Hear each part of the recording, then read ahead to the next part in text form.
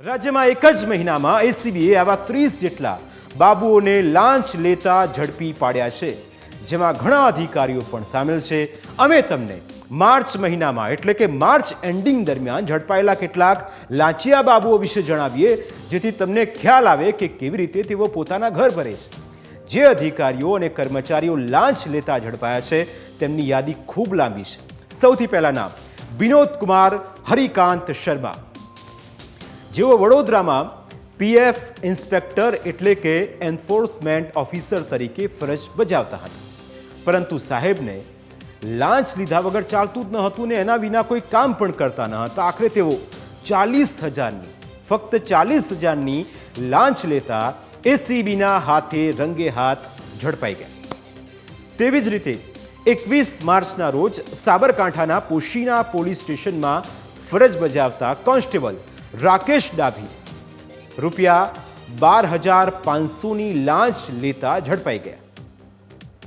થોડા આગળ 20મી માર્ચના રોજ એસીબીને ટોલ ફ્રી નંબર પર એક ફરિયાદ મળે છે, જેના આધારે એસીબીએ બેચરાજીમાં નાયબ મામલતદાર તરીકે ફરજ બજાવતા ભૂપેન્દ્ર પરમારને ₹7,000ની લાંચ લેતા ઝડપી પાડ્યા. તેવી જ રીતે સુરતમાં રાજ્ય કર ભવનમાં ફરજ બજાવતા વર્ગ 2ના અધિકારી નિલેશ પટેલ ₹15,000ની લાંચ લેતા ઝડપાઈ ગયા હતા. 20 માર્ચના રોજ અમદાવાદ જિલ્લા મોજણી સેવા સદનમાં ફરજ બજાવતા વશરામ ચૌધરી લાંચ લેતા ઝડપાયા હતા. તેઓ મેન્ટેનન્સ સર્વેયર તરીકે ₹7,500ની લાંચ લેતા ઝડપાઈ ગયા હતા. આંકડો થોડો પ્લસ માઇનસ હોઈ શકે, કારણ કે એસીબીના આંકડા છે, સત્તાવાર આંકડા અમે આપને દર્શાવી રહ્યા છે. પણ બીજી તરફ આ તરફ સૌરાષ્ટ્ર યુનિવર્સિટીમાં પરીક્ષા વિભાગ કચેરીમાં ફરજ બજાવતા કરાર આધારિત ક્લાર્ક લાંચ લેતા ઝડપાયા હતા.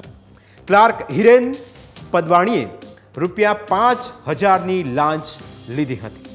તેવી જ રીતે સાબરકાંઠાના વડાલીની ધરોદ ગ્રામ પંચાયતમાં ઉપસરપંચ લક્ષ્મણ તરાડે પણ કામ કરી આપવા માટે લાંચ માગી હતી. તેઓ ₹16,000ની લાંચ લેતા રંગે હાથ ઝડપાઈ ગયા હતા. બીજી તરફ FSSAIના અમદાવાદના જોઈન્ટ ડાયરેક્ટર રાજેન્દ્ર મહાવદિયા, જેઓ ક્લાસ 1 અધિકારી છે, તેમણે 13 માર્ચના રોજ ₹25,000ની લાંચ લીધી હતી. આ તરફ સુરતના મહુવા તાલુકામાં આવેલી દેવહાસણ ગ્રામ પંચાયત અને ગોપલા ગ્રામ પંચાયતના તલાટી કેયુર ગરાસિયા ₹8,000ની લાંચ લેતા ઝડપાયા હતા.